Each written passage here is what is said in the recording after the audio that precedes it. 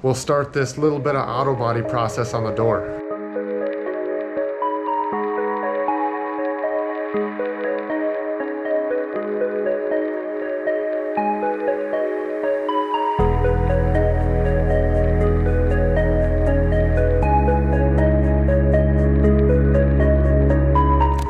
What is up, everybody? Today we are going to be doing something that I haven't really done before. I've done it one time and it didn't turn out. We're going to play around with a little bit of body filler today and actually get to fixing the passenger door. It has been almost a year since this scuff happened on this door. It is all the way down to bare metal on this door. So we got to body fill this so it can kind of level out to the thickness of the paint and then fill in a little bit of this dent. It's not real bad, if you can kind of tell. But we're gonna throw down just enough body filler to level that out, and then we're gonna spray that. Just so that it's actually sealed and not bare metal, and I have a special surprise for you towards the end of this video. I'm gonna go wash this car real quick so that we can sand that and get some body fill on that. We'll start this little bit of auto body process on the door.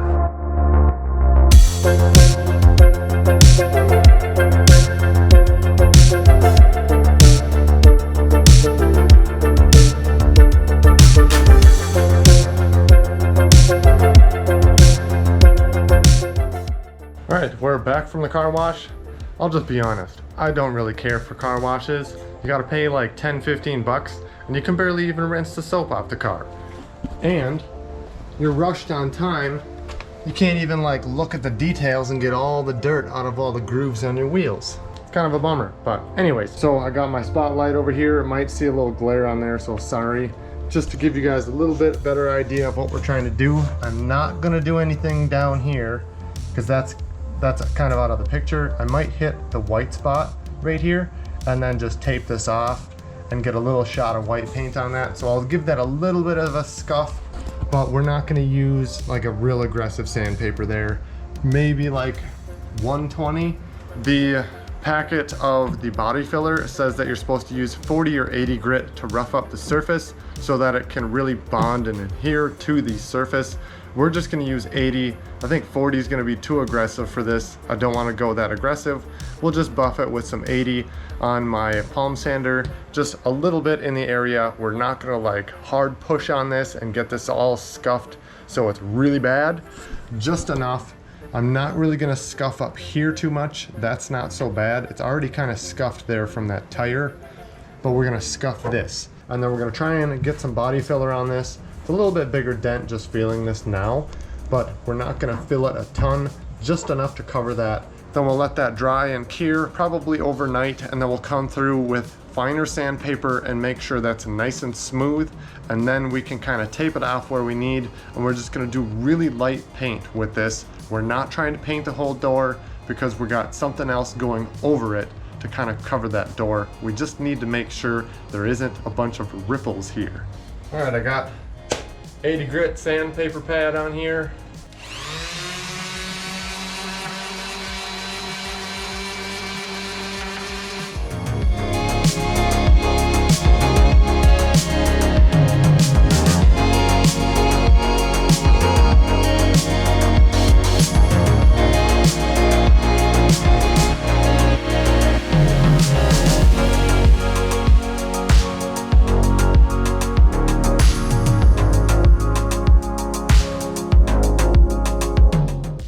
Well, it says to clean this off with some sort of like solvent like acetone or something that you would use with paint, right?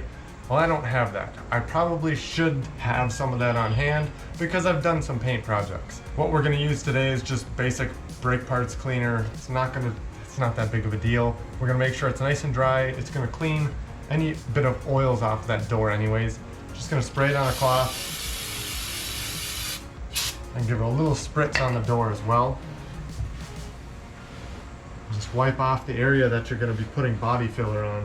The guy at the store said grab like a golf ball size amount of the filler and then about an inch stripe of the hardener and mix it together really well. I don't know if we'll need that much, maybe we will. We'll kind of try a little bit and throw it on there. It says it takes approximately 15 minutes to cure and harden.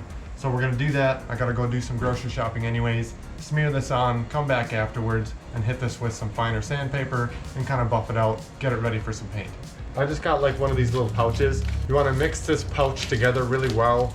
Also, along with mixing together your hardener in their bottle before you squeeze some out. Now we're gonna squish out some onto just like a piece of cardboard, and then what I have to spread it is another piece of thinner cardboard, but also very firm. And I have a little peg that I'm gonna just kind of mix it together real quick. You know, this is just some really, really quick, unprofessional body filler work that we're doing, but it's gonna do the job, I think, for what we're trying to do with this, just so we can lay something over top in the future here. I'm gonna go a little bit more than a golf ball size just to be safe. Whoa, that came out really fast. Okay.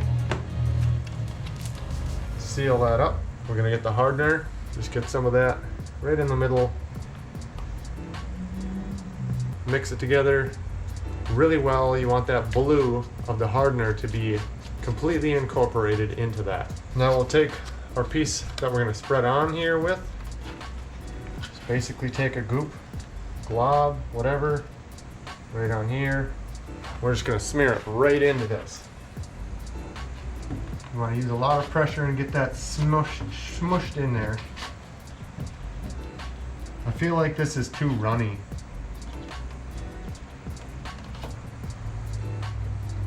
Oh man, this is nasty. By nasty, I mean the work that I am doing here. Well, we're gonna leave that alone for a little while so that it can kind of cure, and we'll come back through, we'll sand off probably the majority of that and give it another shot. That's kind of the nice thing about this. If you mess it up, like I just probably did, you can still do it again and it'll be fine. It is the next day. I went into town. I was able to grab the spray can from the AutoZone.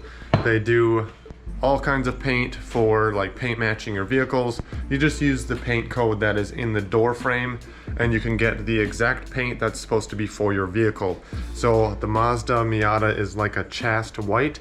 I think I said that yesterday, maybe. If I didn't, now you know. Paint code PT in a Mazda Miata for 1995. It's kind of this like beige cream. It's gonna be hard to see on the cap, but you know what my car looks like. So when we look at the little bit of body filler work I did yesterday, I was thinking about this last night, and I don't really like that it's blue. I'm just hoping that the blue doesn't show through on this white. Not that it's gonna be a big deal. I'm gonna be putting something over this.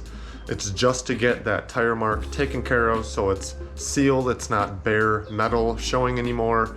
And yeah, we just want it all sealed and to look kind of uniform. We're not going for perfection here. So I'm gonna take 180 grit on this filler now on the palm sander to kind of smooth it out and make it look kind of clean.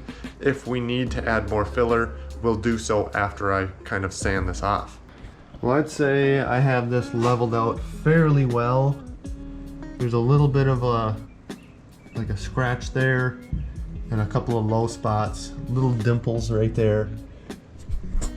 So I am gonna add just a little bit more body filler to that and then have to work that back down so it's a little more smooth. Don't want it to be all full of ridges and stuff. I'm spreading it with a piece of cardboard, so that's adding to those ridges. But if I have more material on there and then resand it down, I'll be able to have a little bit more smooth surface there. There's no edges on the outside of the filler on the paint now. The top piece isn't going to be completely covered, like the bare metal still kind of going to be there, but we're going to spray over that with paint, so that should be okay. And then the very bottom looks like it's pretty leveled out as well. It's a little bit of a ripple in the steel right here, so it's a high spot of steel, and then a little lower with the body filler. Could have maybe sanded down right in here just a little more, but I'll smear a little bit more body filler in that and hopefully level that out. I think we're about ready to lay on our first coat. We're gonna go nice and light coats at first. Got this all newspapered off in the front corner, put a bag over the mirror, the window, and the door handle. We're not spraying that far up, but I will have to blend a little bit in here. And then the back quarter is also papered off. The bottom is just the black skirt, so I can always respray that black later on. I'm not worried about that. Well, I think we're gonna start off on this corner and kind of blend down the bottom. maybe. I think I'm just gonna kind of hit this corner real quick and then open the door so I'm not spraying over on the black. And then we'll do the whole bottom stretch and just kind of come back, work up from the side here and blend into where I had the sanding marks, and then go across the rest of the way to the back of the door.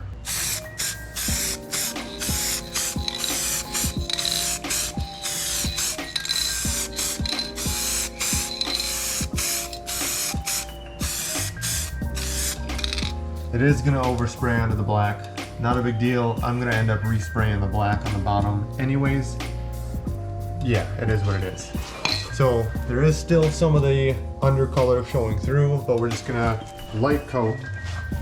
It's not like interior where you can just spray it down on the floor. So yeah, I might have to put the camera down and mount it up so that I can actually like get a good angle on this and continue spraying.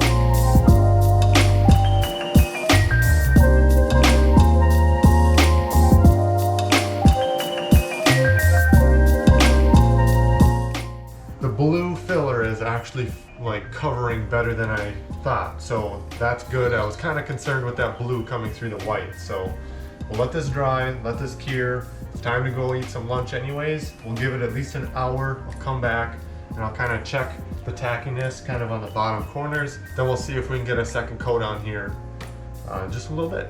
All right, time for a quick update. I sprayed the first coat, I came back down and sprayed the second coat.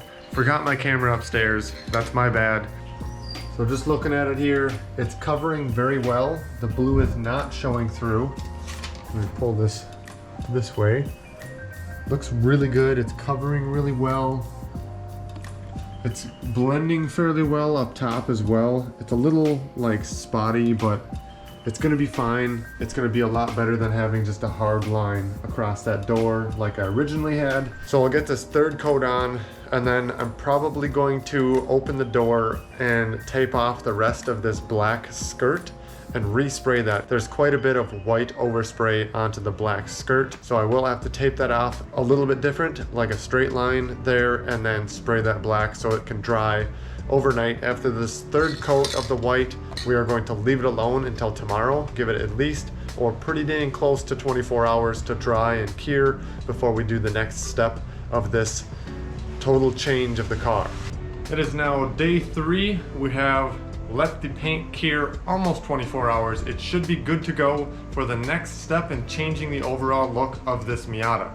Now I'll let you in on a little bit of a secret. We've got many rolls of what may seem like yellow wrap, but this car is not going to be yellow. This is just going to be some accenting colors, and then we have other colors wrapped in here. I'm not going to show you just yet. I'll show you that when we start laying it out on the car.